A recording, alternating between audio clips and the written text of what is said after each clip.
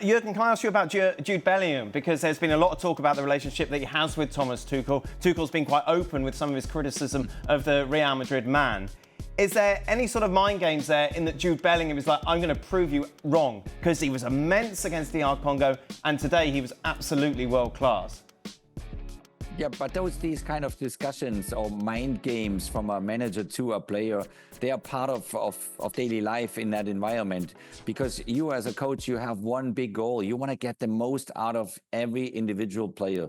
And since they're all different characters, you try it in different ways. And sometimes you need to sting certain players. You need to provoke them. You need to be maybe open in the public about the situation. I mean, he was not lying. He said his personal opinion. And you expect actually a reaction. You want something from the player, because when you do something like that and you make judgments of players in the public, your big hope as a manager is that they now respond, that they want to prove the point to themselves, obviously, but especially to the team. And Jude Bellingham did that. This game was unbelievable, was outstanding. I mean, I thought he's still probably running in the stadium. I think he's not even sitting down yet. But this is what you want from your superstars. And this is what you want. And we know it from Harry Kane, he gives you everything anyway. But now you have Jude Bellingham in the tournament. Now it's the big stage, that's why I said before, I think the sky is the limit for this English side now. Bellingham looked like and everybody had a point to prove because it's a round of 16, but he did look like a man possessed. Yeah. He looked like he wanted to. So is that clever management, as Jurgen says? Like, as Tuchel kind of got him going? Well, you could argue, yes. And it's almost like Bellingham wanted to be. He wanted to be the main man for England. He wanted to be the guy that carried them. I've never seen him play, not in terms of his goals, I've never seen him run about like that. And we're talking about altitude, where you're supposed to be knackered after 10, 20, 30 minutes. I've never seen him, I honestly have never seen him as physical as that, with the ball, running away from people. Obviously his goals are his forte, that's what he does. He times his runs into the box, and that's not an easy thing. Because you get people charging in all the time. It's the timing of the run and where he makes the run off the striker. But it was the other part of the game that really impressed me. He's just harassing and chasing and working and defending. Because if he doesn't defend that set piece in the first half at the back post, that's the big number 3, I can't remember his name, he's putting that in the back of the net. It's moments like that, these small moments that people might forget about.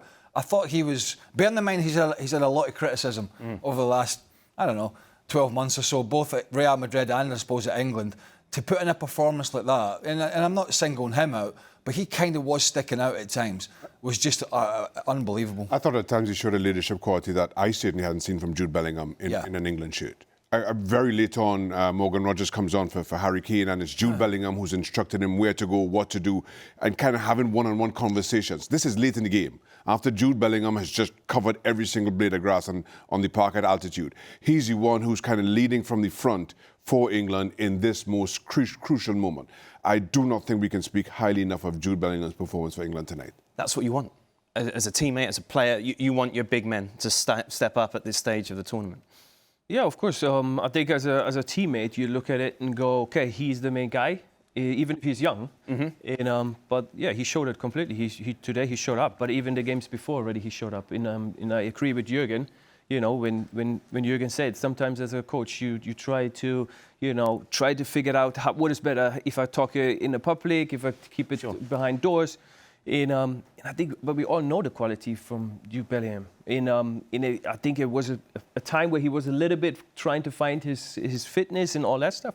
But I think now he's coming to be 100%. And I think you can see what we say, like what we talked, is that he has that presence of, against the ball, with the ball. He scores goals, but the work he does without the ball, it's amazing. And it shows just even for the guys behind him to be like, hey, if he's keep going, let's go again. Let's do it again. Work against the ball, and even with the guy down, so that he's not like just walking around and thinking, no, I'm the big guy here. Yeah. So he's putting the work in, and that's I think every coach, when you see that, you love it. Ironically, he was one of the players and one of the positions coming into this tournament that Well, it was like, will Rodgers start ahead of him? There was a debate over it, and not just because of Tuchel's words, but because of Morgan Rodgers' form and Jude Bellingham's form.